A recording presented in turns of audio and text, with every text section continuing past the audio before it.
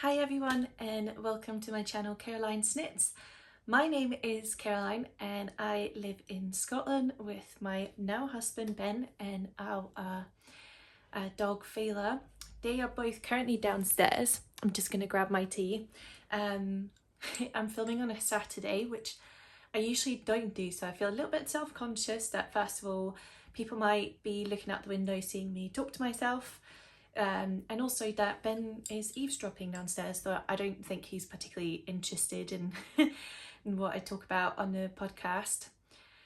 It is also actually the second time I filmed this. So when I filmed the video, this sort of comeback video the first time, it was right before Fela, my dog, got spayed, and she was bussing that day. She was all over the place and I feel like I wasn't truly in the mood, but I felt like I had to film. And then on top of that, with Fela just interrupting me, I just couldn't edit it. I just couldn't re-watch myself looking really uncomfortable for the first long part of the video. And I think actually it's better that I waited a little bit, that I've thought a little bit more about what I want to say in the podcast, and I can now come back. The funny thing about filming podcasts is that it's like once you've not done it for a while, the hardest thing is just doing it, just sitting down and talking and sort of getting it done. You very quickly you're like, oh, I'll do it tomorrow, I don't think it'll be any good, and all of a sudden before you know it, just like it's happened to me, it's been like I reckon it's probably been about 2 months by now, which is much longer than I sort of intended. So for anyone new to this channel, I probably wouldn't start with this one episode because it's been so long, and it's probably one of the ones that have the least amount of knitting content in it and the most amount of rambling ever. Because since I last filmed, I have turned 27. I actually surprisingly frequently get asked how old I am. Yeah, I still can't believe I'm 27. I feel like that means I am probably an adult by now. And also I have gotten married, which is really exciting.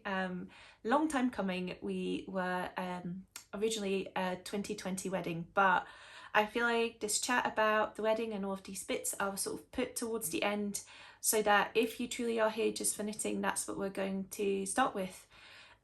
First of all, I should do the classic podcaster of what am I wearing today. So I haven't actually finished very much knitting, and I'll get back to that a little bit. So I'm not wearing any finished object that you've not seen. However, I don't think I've actually ever worn this on the podcast itself. I think I'd finished something else and filmed, I'd finished more than one item, and I tend to wear my finished objects, but this one didn't make the cut. So this is sweater number 1 by My Favourite Things Knitwear. It's knitted in 2 strands of mohair on quite a big needle size. So it's knitted, I think I knitted this on maybe 5 or 6mm needles, so it's quite like a loose flowy gauge.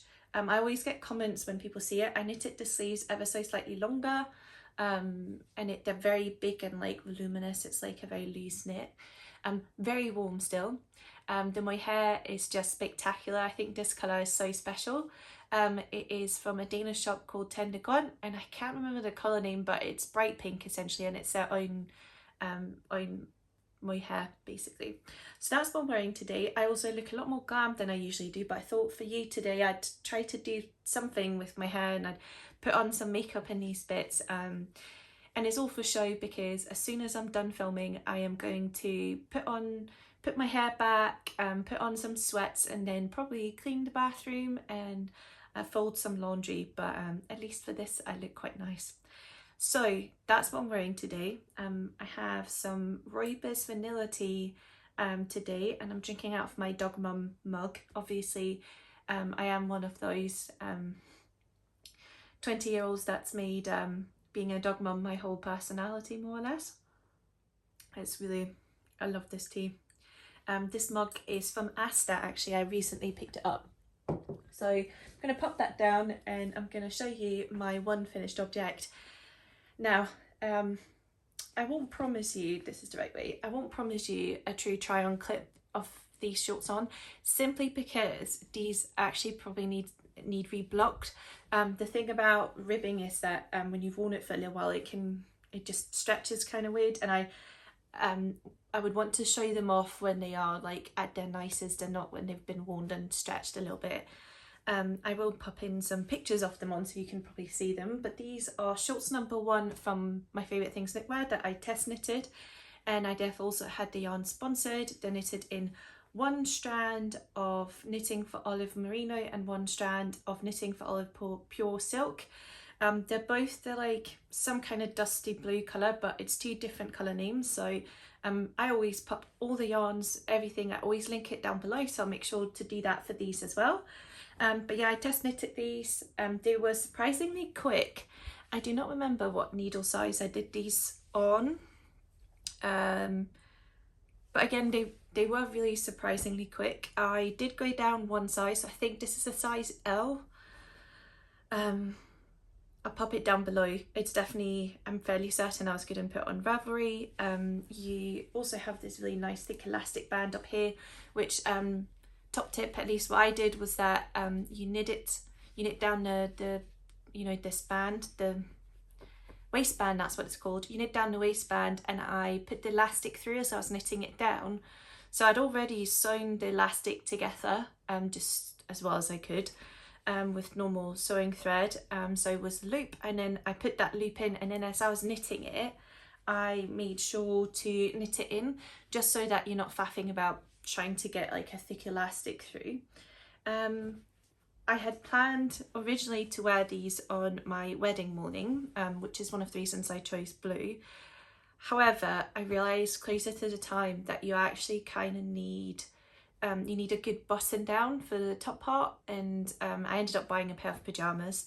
I did do basically like a half a row on the wedding morning, so I'll pop in a picture of me doing that. But yeah, so I was planning to do that, which yeah, so I didn't end up wearing them for these. And actually we went on like just maybe not like a honeymoon in the sense that like we'd, you know, booked a really expensive fancy trip, but we went on a week's holiday after the wedding as sort of our honeymoon to Tenerife, and I had planned to bring these. However, they, as I said, need reblocked. I also test knitted the matching camisole for my favourite things knitwear, and I really love the camisole. I could definitely see myself knitting more of those. It's just a really good fit. I would always recommend in these kind of ribbed garments to pick at least 1 size down, because rib just stretches and can look a bit unshapely, but I think these are surprisingly good. So that's everything I have to say about the shorts. I don't know what I'd do, because I always film on my iPhone. I don't know what I'd do without having a watch, the Apple Watch to see what I'm filming, because sometimes it can be so hard to know if it looks any good. So anyway, the first object is another test knit. For full transparency, this yarn was also gifted. This is camisole, I think number 7. So this is it. Full transparency, this pattern was released early July, and we're now end of August, and this is how much I have. I think when I committed to the test knit, I am not sure that in my heart I had, or like, I'm not sure I was very realistic about how much time and energy, more than anything, maybe not time, but more the energy I would have to test knit something like this. So it is fingering weight yarn knitted on, these are 3.25mm Chalgo needles, which is obviously takes forever, especially because it's this is break and rib stitch. So if you've never knitted this before, you do one row of knit stitches and 1 row of ribbing. If you've watched me for a while, you may have seen that I have also done a dress in this before, and it's a texture that I really like. I think it looks much fancier than it actually is. This top will have, it basically has these increases and decreases going down here the front of the chest, and then on the side here as well.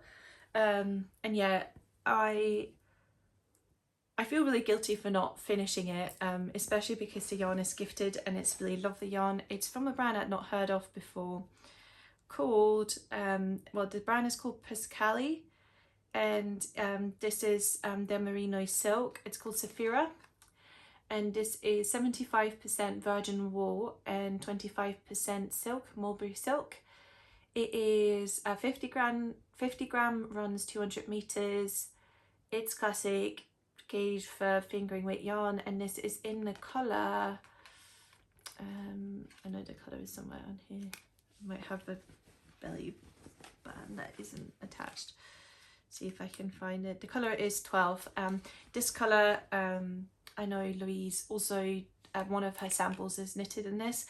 It's not quite a beige, it's not quite a grey. I guess that's a greyish, isn't it? But I just thought this would be, you know, quite a neutral top that I could wear with lots of things. I feel like this year, if you again have done 2 what I've knitted in the past year, and the one for 2021, I spoke about how, as much as it's lovely getting sponsored yarn, I often find myself tempted to pick any colour, and I don't think I've always been good enough at sort of thinking about, is this a colour I'm going to wear? So that's why I went for quite a neutral. And honestly, I think the problem was that as the wedding planning got really busy, I just in the evening was too tired to knit. Like I actually had several evenings where I just wasn't even in the mood.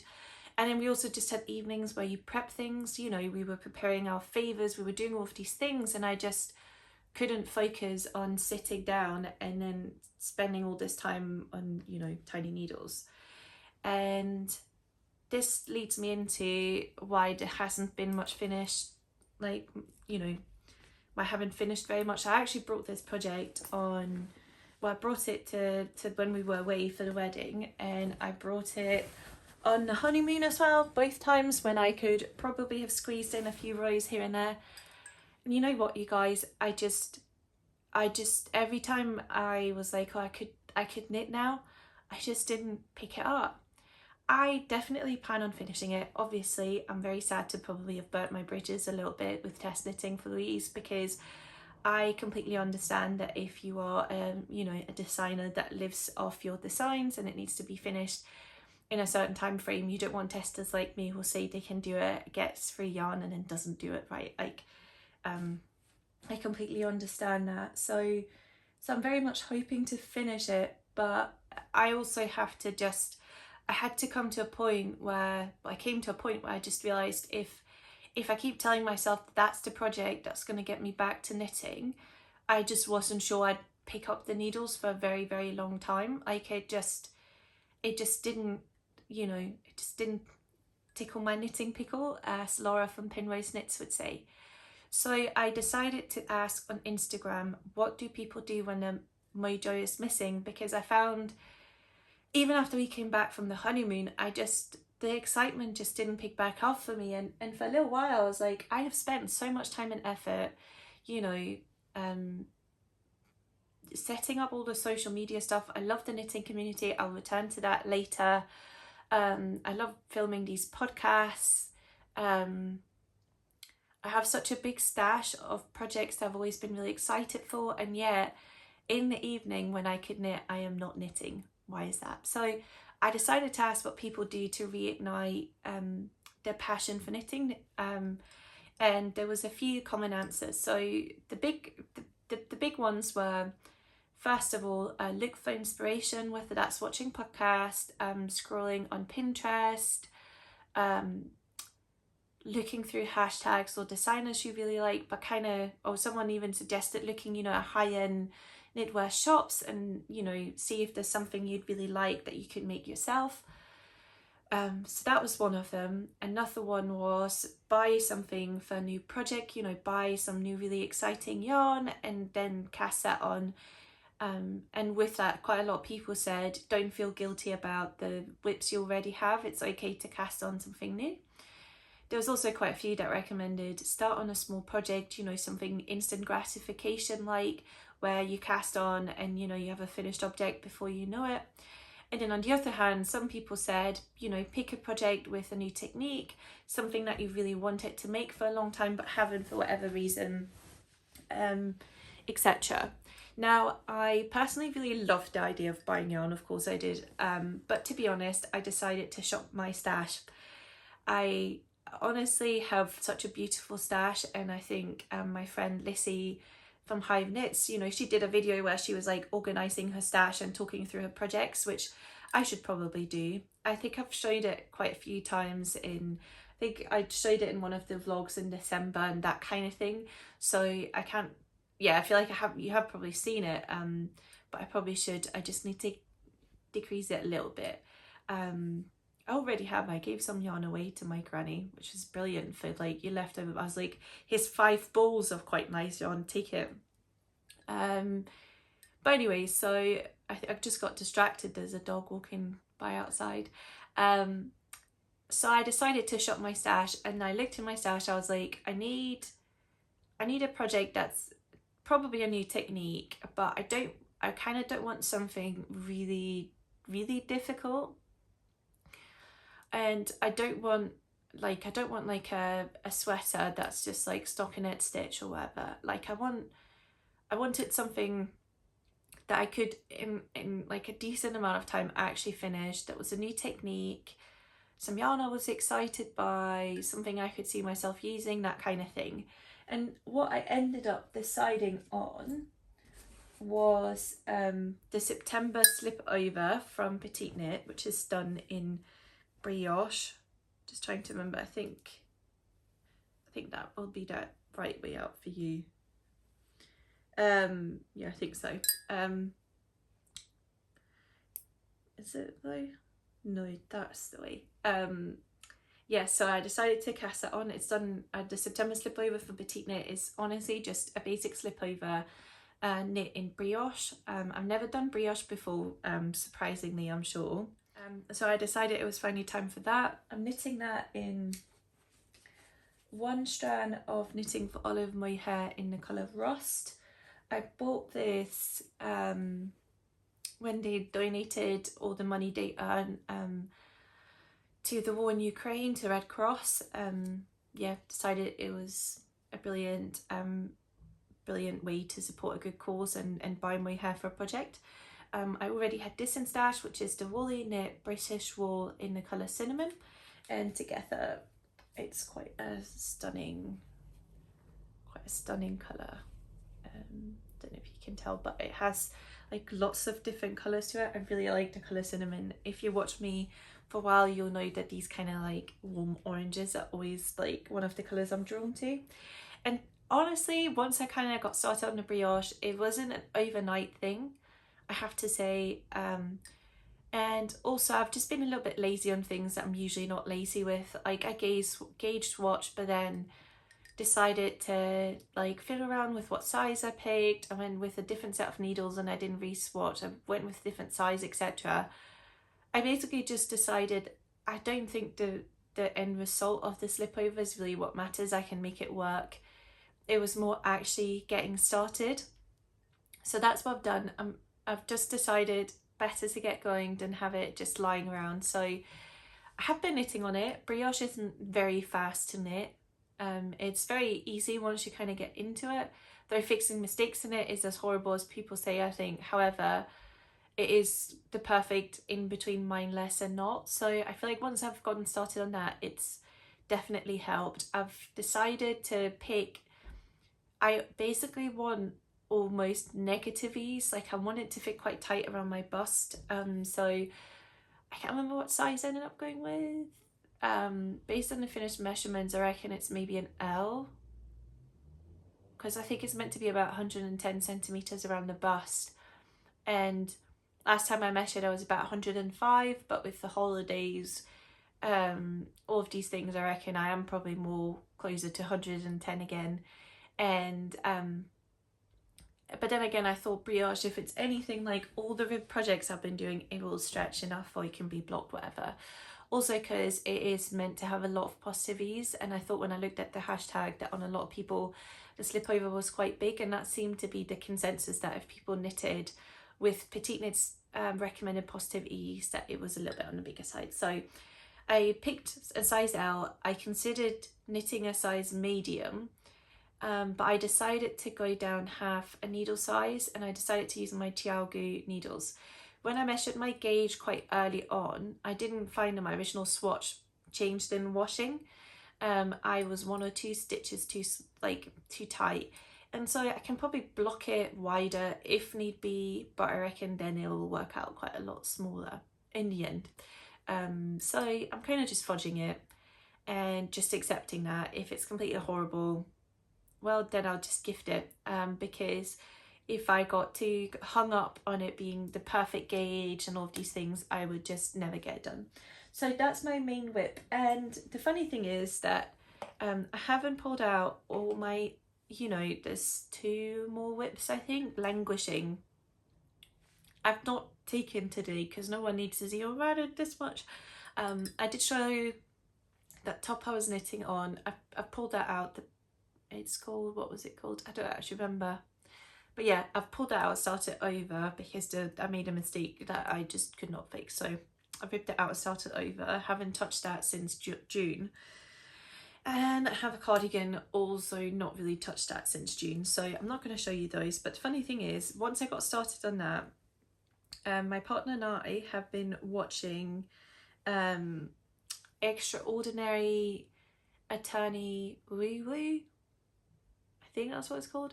It's on Netflix. It's ranked really highly. It's a Korean show that is a borderline, I don't know, as the main character is autistic, and as someone with a psychology degree, sometimes I feel like they maybe overdone her diagnosis. Anyway, it's good though. We have been enjoying it. The fact of the matter is that they don't speak English or Danish, so you are very reliant on reading the subtitles, and so you can't really work on something where you are looking at your work all the time. But I was starting to really get my mojo back because of the September slipover, so I decided to pull out the one languishing whip I have that literally do not require you to look at all. So this is it. This is the Johan sweater from the pattern is by Knitting for Olive. I'm knitting this in 1 strand of Phil Colana and Nina, which is a superwash merino, and 1 strand of Fibre Speeds Cumulus. And so this is as soft as a baby rabbit. I swear to God, this is such a beautifully soft combo. The Johan sweater has, it's a bit hard to see because of the dark yarn, but it has a saddle shoulder construction. So you do the increases to the front and back first, and then you do some really sharp increases for the arm itself, and it kind of almost gives this look that the sleeve is picked up later, but obviously isn't. I really like saddle shoulders. They tend to suit me. They don't tend to look that good before washing. They do have a tendency to pucker. So yeah, it just needs a good wash. I decided to do my usual, which is that I have done, like, I added probably a few centimeters to the body, but then I was like, I'm gonna get started on the sleeve. And so you can see this is about 2 days of sleeve knitting. So yeah, pretty happy with that. It has quite a sleeve similar to this actually, so you have a lot of stitches, rapid decreases, long rib. So I'm about to start that, which will actually use the needles from the September slipover, because I'm rapidly running out of needles because I have so many project casts on in the same sort of size range. I'm also quickly gonna talk about a sort of acquisition. It was a gift from lovely Simona for my birthday. So you can see, they're very pretty, aren't they? These are the Lykke needles. Lykke, it's Lykke in Danish, but I feel like in English everyone says Lykke or Likey. But Lykke, essentially, it's like that feeling of like feeling like you're the luckiest person in the world. That kind of happiness feeling, that's what Lykke means. However, I think they are an American company. So I don't know where they got the name from, but this is what they look like. These are the stunning driftwood needles that are pink. I'll hold them up so you can probably see them, and they're just stunning. Now, if you watched me for a while, you might know that I am mainly a metal needle knitter. I mainly knit on the Chalgu needles that one of you lovely viewers sent to me. I think you can pop it up. That's what I was just trying to remember. I've done it a few times now and now I can't remember how it's done. I think you do that and then Well, you can't, because how is it meant to stand up? Anyway, doesn't matter. So yeah, they're driftwood needles. I mainly prefer metal. However, despite having essentially 4 sets by now, about 4 complete, almost complete at least, sets of interchangeable needles, I don't actually have any with short tips. So I'm quite excited to own these. These run from, the smallest size in this set, I reckon, is a 325. Makes sense, it's 325mm, or that's a US 3. And then the biggest one, that looks like maybe a 5. Let's see. Oh wow, that's bigger than I thought. It's a US 10.5 or a 6.5mm needle.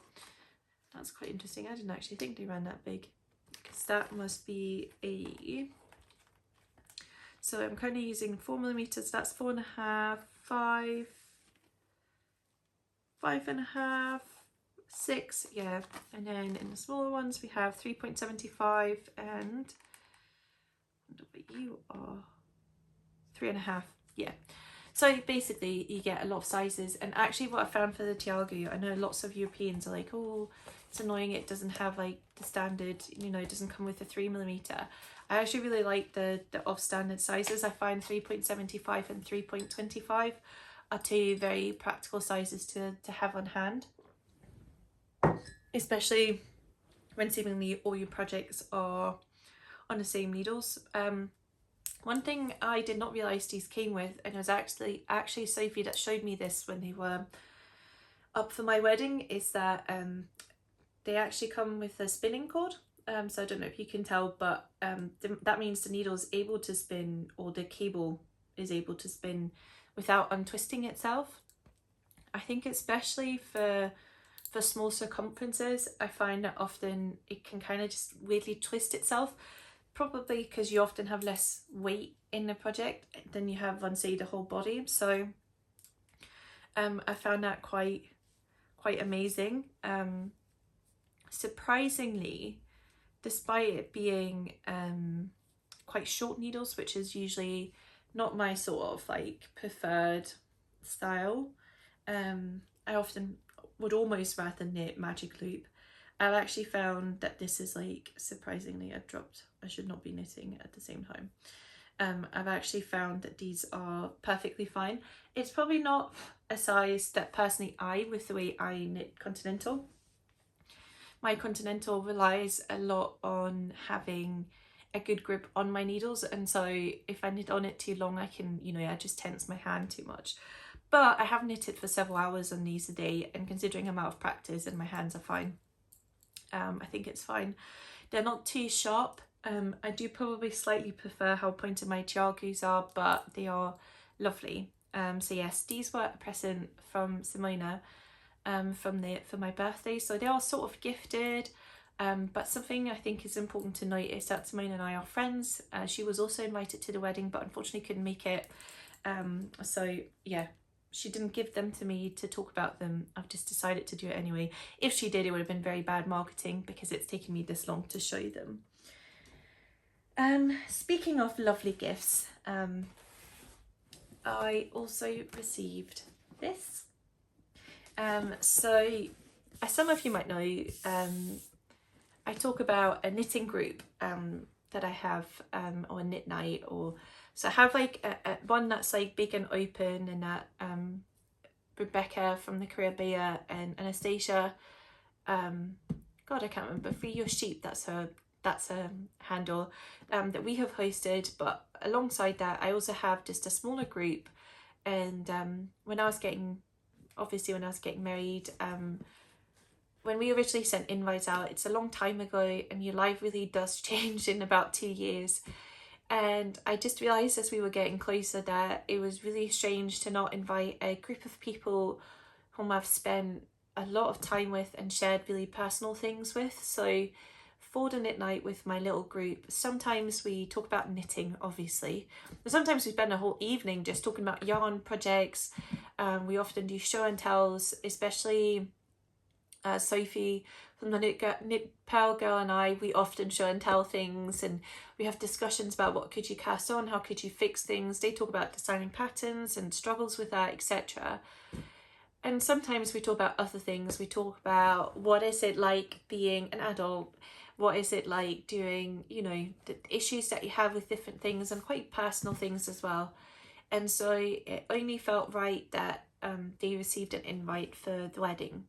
So you might have seen, obviously it's been posted about on social media, but I invited Lizzie from Hive Knits, Sophie from the Knit Pearl Girl, Laura from Penrose Knits, and Simona from Knit. And unfortunately Simona couldn't make it, but the three others could. And also I decided to invite Rebecca from the Caribbean, because Rebecca and I actually speak quite a lot, and also she lives in Edinburgh where the wedding was taking place, and we're going to the Perth yarn festival together, which is quite exciting. So if you are there, let me know. I'm planning to go on a Saturday. It's my first yarn festival, and I'm slightly nervous that Rebecca will know so many people and just leave me behind. So it would be lovely to know if anyone else is going. Anywho, the four, I should say, lovely girls from Knit Night decided that for my wedding present, they obviously had to get me on. So this came in this lovely box that poor Laura had to drag all the way back up. It's a big box, and it's from my favourite hand dyer, Sakami. They are a couple that live in Edinburgh. I have ordered yarn from them many a times, as you will have seen. And also look, it came wrapped in tissue paper and everything. So I'm not surprised that they picked this hand dyer, because it is she is the one that I have undoubtedly bought the most yarn from, and I've loved Sakami since I very first found them on Etsy. I found them just about when I started the podcast, actually, and I don't think I'm too far away from a 2-year anniversary, which sounds absolutely mad, but anyway. So without further ado, here is the beautiful yarn. So they got me hand dyed especially for me baby cereal packer silk, and this is in the colour Gilly Doo. And I guess Gilly Doo doesn't really mean much if you just hear it, but the Gilly Doo is actually the name of the venue that we got married in. So this is a one-of-a-kind colour for me. I have 5 skeins of this. Sophie told me that while it looks quite neutral here, there should be some lovely burgundy tones through it as well, and you can definitely see them. There's one, for example, right here. So yeah, I think it'll be really stunning. The stickers are not wanting to stay on this, however. They keep wanting to pop off. So they got me 5 skeins of that, which was it's just so beautiful. Baby steel alpaca is my definite favourite fluff, having fluff in my mouth. Definite favourite fluff, and yeah, I can't wait to knit something with it. So, you know, Sakami very kindly added a gift for me, so technically gifted, but I hope you understand the sort of difference between, I guess gifted can mean a lot of things. So I am going to mark it as an ad, but it's not, it's also sort of a wedding gift. So they were so kind to add 4 skeins of the camel silk to go with it. So this is 50% baby camel and 50% silk, and these two I can then knit together. Currently the plan is to knit one of Sophie's patterns, because of my 3 knitting designer friends, I've actually never knitted one of the very famous Knit Pearl Girl patterns. So that's the current plan. I don't know if I'm just going to make a simple sweater, which is a recent design of hers. It's just a basic, not basic, it's a classic, let's call it classic,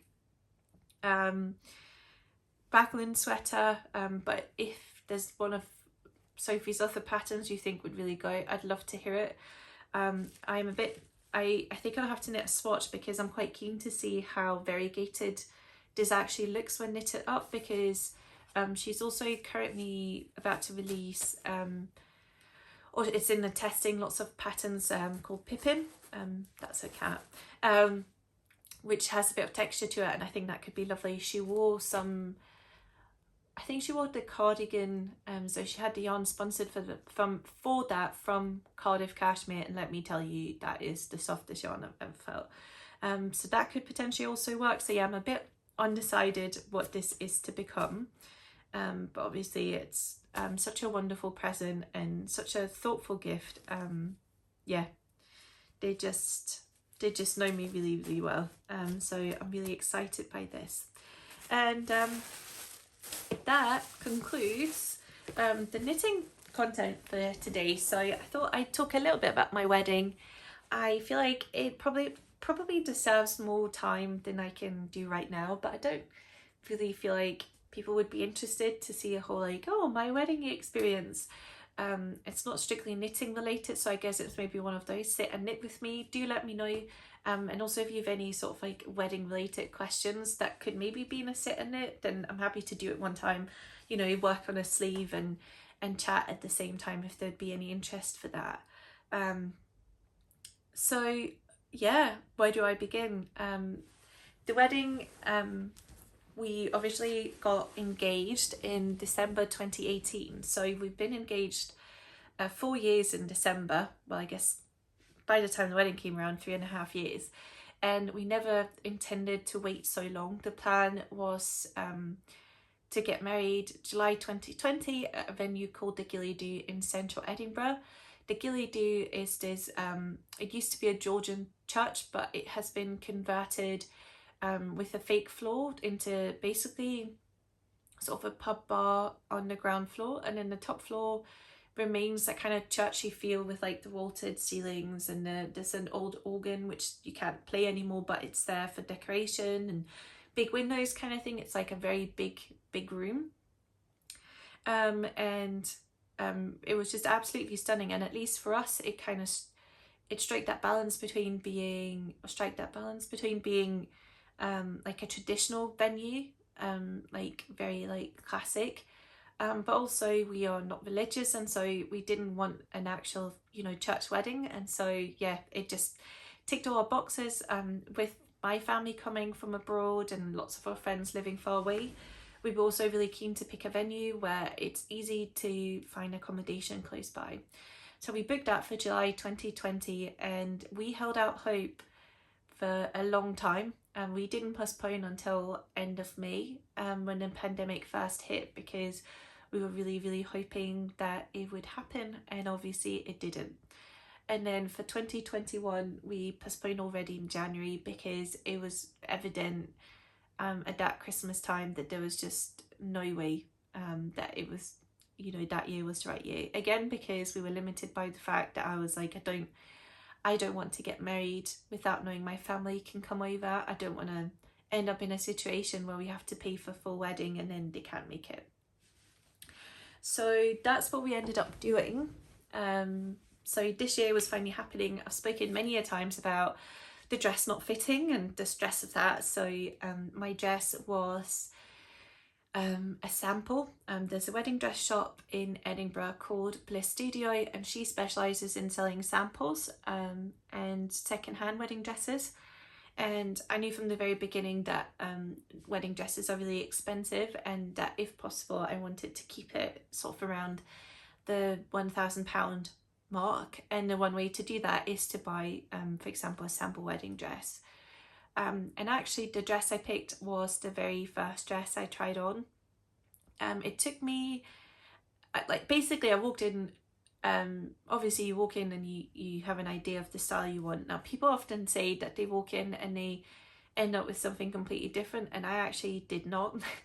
When I was looking at sort of inspiration and getting a feel for what kind of dresses I was drawn to, it became really evident to me that I loved a traditional dress. Before I actually started looking, I thought I would have picked a mermaid style, but when I actually truly started seriously considering what to wear, I realised I wanted a big gown. I wanted a proper big gown, and I wanted it to have a long train.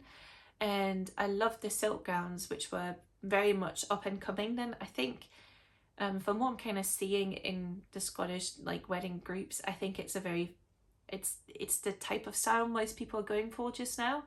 But at the time, I feel like it was more up and coming and the more common style when I first started looking. There was a lot of mermaid style with sort of like lots of lace and sort of see-through, you know, like very deep cuts on the sides and see-through on the top, and then, you know, like a mermaid skirt. But I just was always drawn to the big silk gowns with the buttons that go all the way down. Now, before going to this shop, I really wanted maybe off shoulder. I wanted it quite unembellished, actually. I wanted it to be mainly silk. But when you go to shops like that sell, you know, she has the stock that she has. She doesn't, you know, you don't order in a new dress. So in that sense, you have a bit less choice. So that was the very first dress I tried, and I really liked it when I first tried it. But I tried a few other ones on the same day, and I was actually really torn after the sort of first time in her shop. I was really torn between that one and another dress that was completely different. It's one of the designers from Say Yes to the Dress, and it was much more of that kind of very low V, like lace. It was like this brownish colour. I know editing Caroline will hate this, but I'll try to put in pictures and videos as it sort of fits, because I think it tells the story much better. And so I ended that day being quite torn, and then we actually went to another shop called Thistle Kiss that is only sample wedding dresses, where I did try it on like a blush pinkish wedding dress, mermaid style, and while looking at the pictures it looks stunning on my figure, I feel like objectively it's also what I thought Ben thought I would pick. It just wasn't the one, and I just kind of knew in the shop just at the time didn't have stock in my size. Apparently those kind of deep V's, mermaid see-throughness are often not stocked up in my size, because people in my size do not want to wear things that are that revealing. So that's a bit sad, isn't it? But anyway, is what it is. That I didn't really try any of those styles on, and to be honest, I'm really self-conscious of my back, and so I never really wanted anything really backless. So after that day, as an evening progressed, I just realised that that first dress was the one. Now the thing is, these shops, they operate on the like, if someone had come in right after me, tried on that dress and said that's the one, that they are free to buy it. They don't keep dresses on hold for you. And so I panicked and I booked in to try it on the next day on my birthday, my actual birthday, which was quite sweet. And then when I tried on the two dresses, I was torn between, as much as I loved the first one, when I tried on my wedding dress again, I just got teary. It was just the one, even though it took a day. So that's how I picked it. That also led to its challenges, because I picked it in 2019, and then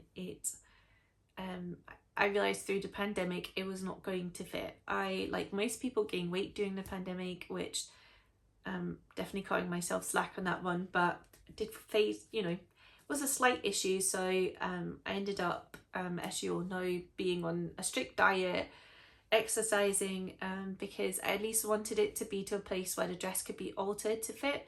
Now the good thing about the sort of style with the big skirt is that it's not very much of your body. It truly has to fit, and I'm really glad it didn't have to fit around my bum, to be honest, because I don't think anyone could have managed that. So when I went to try it on in March, it wasn't looking good. It was like this much not being able to close, because when I bought it at the time, it was borderline too small. Usually wedding dresses are a size bigger than your normal high street size, which is just a way to make everyone feel horrible about themselves, but I digress. So I had actually ended up, when I went to try on dresses, I fit my sort of high street size the best, but obviously I was no longer that high street size. So so I ended up taking it to a very, very, very, very good seamstress, and she ended up, we tried, I was very, very close to the dress fitting, but it was honestly so tight that on the day I don't think I would have been able to move. And so in the end she ended up putting extra panels in the side, and that really made a big difference. So the dress fit, I wore a beautiful long cathedral length veil, and I got a belt put on and all of these things. And I could speak about the dress forever. I really truly love my dress. I wore it all evening. I had actually bought a second outfit, but on the day, once I was in that dress, I was not taking it off.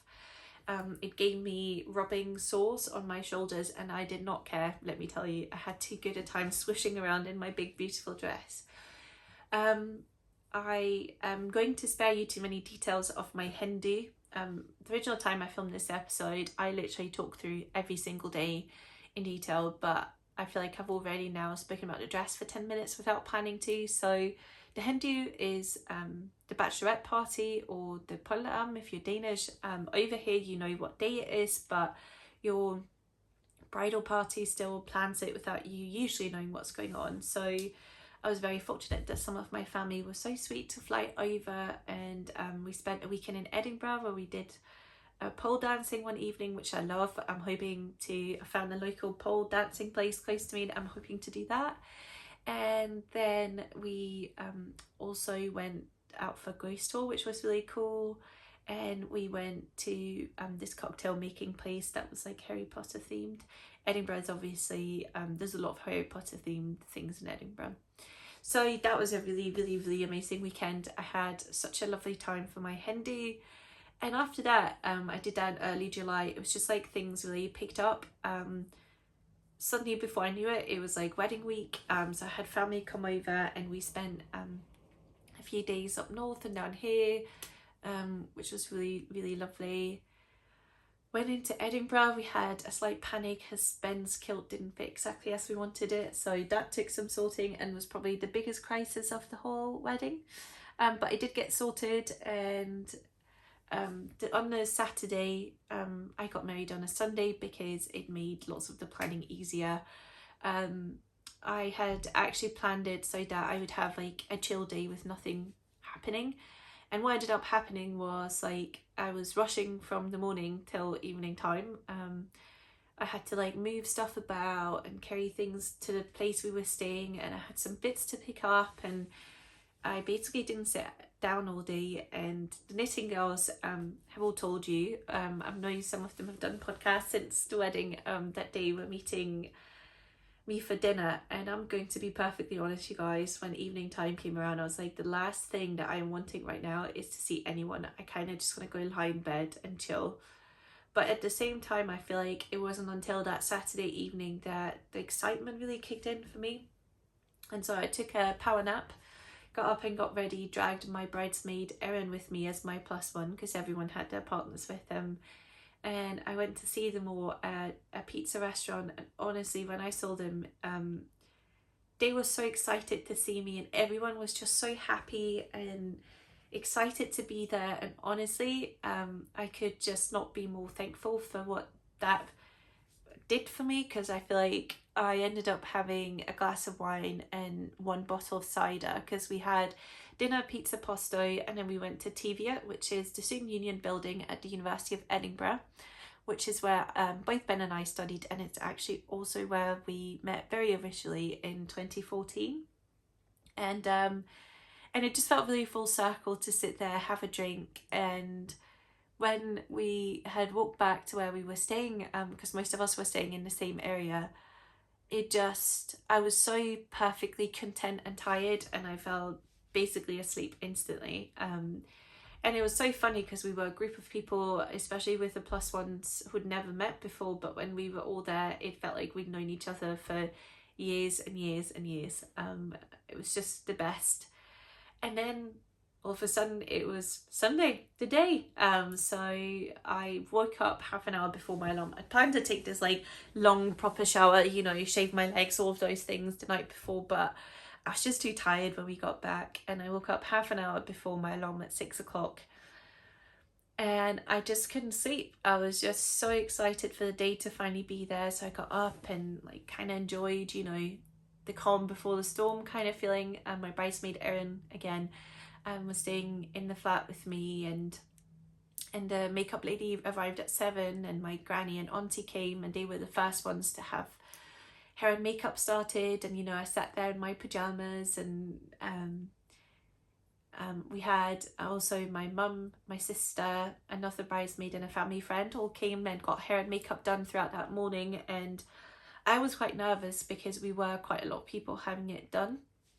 That, you know, we'd run behind time, and I think on the day, one of my sort of like things I can control phase was that we'd run really behind on schedule, because as much as the wedding can't happen without the bride, you sort of do still want to sort of roughly make it on time, don't you?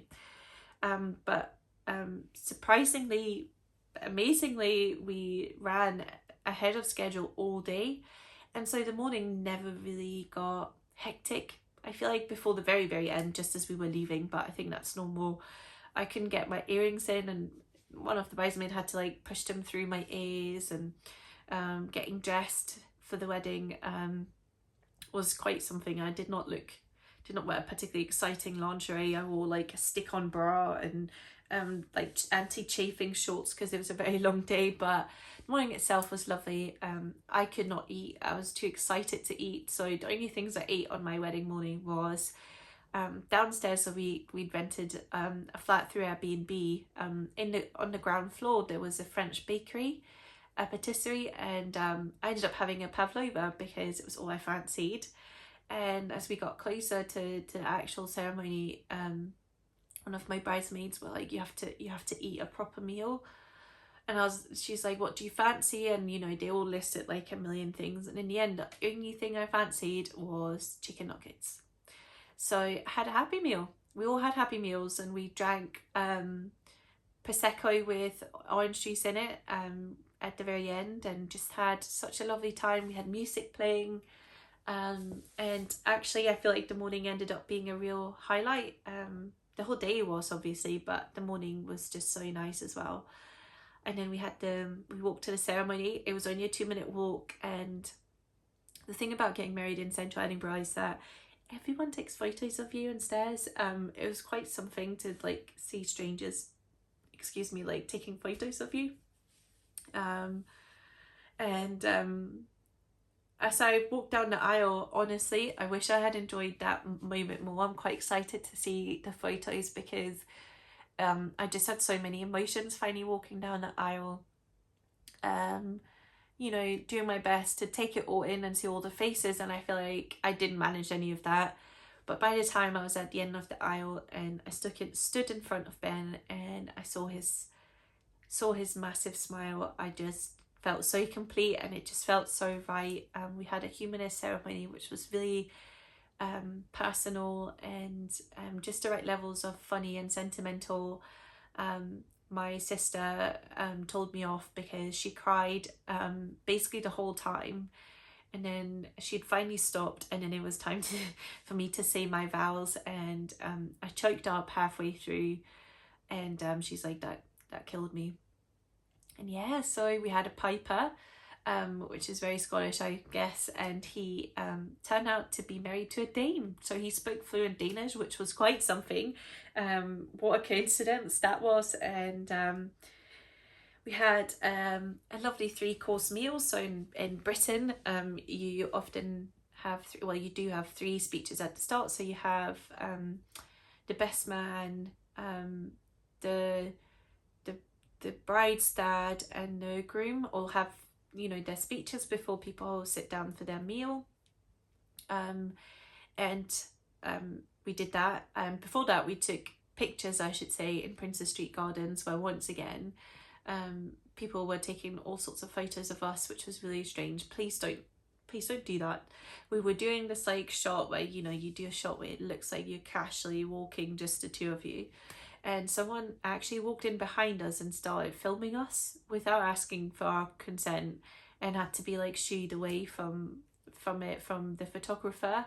But anyway, so we had those 3 speeches, and we were keen to do it to have some of the Danish traditions. So we did things like when you clink the glass, the bride and groom have to stand on top of their chairs and kiss. When you clink the plate, they sit and kiss. And when you stamp the ground, they're meant to crawl underneath the table. So we did some kind of weird amalgamation of that. During the meal, when the bride or the groom, say the groom leaves the room, the bride gets kissed on the cheek by every single man in the room. when the bride leaves, all the women will also put on lipstick, so you come back to groom like covered in lipstick, which is quite something. So we had that as well. We'd also decided to have toasts throughout, so we had a master of ceremonies, and the toasts were very short. I did one, you know, just a few, like a paragraph, which I thought worked really well and was really sweet.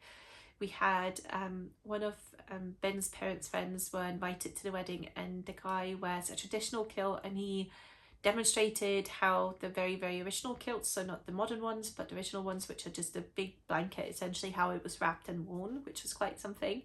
A man in his underwear at my wedding. So we had that for the food, and it was amazing. Then we had a cake. I had optimists on top of it, the bride and groom, which was quite lovely. Lots of dancing. We had a live band, did our first dance, and yeah, then the night just flew. I think one thing I hadn't prepared myself for is that as the couple of, you know, the centre of attention, you spend a lot of time talking to everyone, making sure everyone gets, you know, thanks, and you say hi to everyone, and in that sense it's a very different experience than being a guest at a wedding, I feel like. So we did that, and my family decided they wanted us to do a bridal waltz, which I cannot say I was any good at, and all of a sudden it was, you know, past 12 o'clock, and we had our own playlist. I am very thankful to say that Rebecca from the Crabea clearly loves cheesy music as much as I do. Sophie is the loveliest drunk person I know. She gets very, what we in Scotland would call couthy. She was so sweet. And her partner Chris was really funny. I think he loved all the crazy Danish dances too. So did Pete, Lissy's partner, who has managed to find what we call the sexy Danish cha-cha slide. If you're Danish, it's Nick and Jay hot. So we did the go backwards and forwards and side to side, and it was amazing. And then it was 1 o'clock in the night and it was over. Honestly, on the day, nothing majorly went wrong. I think we were just so happy that it was the day that it would have taken a lot for us to not be excited. And as I said, we spent a week in Tenerife, and that was lovely. And then all of a sudden it was back to work. As I said, Fela recently got spayed, and yeah, it's been a lot. I've been sleeping downstairs on the floor on sofa cushions, yeah, last night was the first night I went upstairs and slept in bed, which was really good. She is just a week and a half into her recovery, so she's about halfway at the 3-week mark. They should be back to normal, but yeah, definitely a bit of a change from the excitement of seeing everyone. I'm hoping all the knitting friends will see me again. It was so amazing, and you know, the 4 of them that came, I still can't believe they made the effort.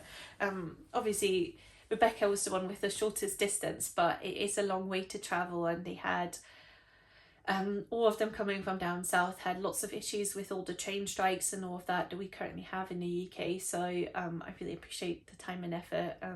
Laura having time away from her kids, and you know, Sophie away from her PhD, and Lissy away from doctoring, all of these things. And I think that the main thing that filled me with the wedding was, obviously it was amazing to see friends and family, but Ben commented on that too, that it's amazing that these friends I've made on the internet stayed till the very end, and just it wouldn't have been the same day without them. I'm so thankful. And it all began because I decided at the start of, you know, May 2020 that I should learn to knit, and I started an Instagram and connected with people quite early on. I remember Lissy from Home Knits used to shout out accounts every Sunday, and me and Laura were some of the first accounts that she did that for, and that's how I connected with the two of them. I found Simona before then, and I bought yarn from her, and we at that time I think actually already spoke.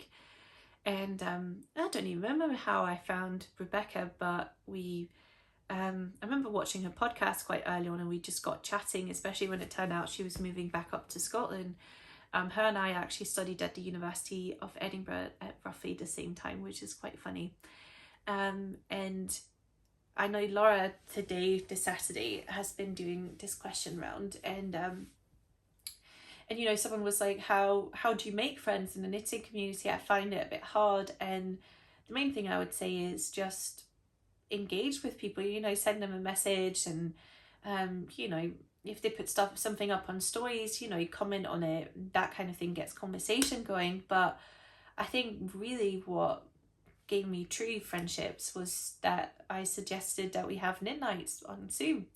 And listen, the first time it was really strange to talk to people that you haven't spoken to before. Well, it wasn't strange because once you gets going, you know, when we've hosted the big knit nights, you know, even when we've had 150 people, it's clear that once people get going, most of the time the chat just flows really well for people because you have a common hobby, and it kind of gets going. But yeah, it feels nerve-wracking to do, but if you are talking to a few people, why don't you suggest doing that? Or even put up a story and say, listen, I'd like to connect with other knitters that are interested in, you know, knitting together weekly or bi-weekly or once a month or whatever suits. Because I can't believe how big a positive effect that's had on my life that I did that. You know, the hardest thing about finishing uni and all of that stage of your life being over is that when you're in school, that's how you meet your friends, right? Like you go to school with people and you spend time with them, and maybe you have a hobby or two and you meet them. But when you become an actual adult, it's quite hard to find a circle of friends again, I think. And a lot of my uni friends were international, and so they've moved away. So I cannot believe how big an effect, not just like the hobby itself, but all of the social media side around it. As much as social media has its negative, how positive an effect it's had on my life. So a big thank you to my knitting friends who came all the way, and also a big thank you to all of you. If you sat through all of this, you are amazing, because it was a big one today. The first time I filmed this, it literally took like half an hour, and I know it's taken a lot longer today, but thank you so much for watching and sticking with me. I'm hoping it won't be as long, but listen, I'm not going to put any pressure on how quickly I come back. What will be will be. Well, again, thank you so much for watching, and I'll see you again soon. Bye!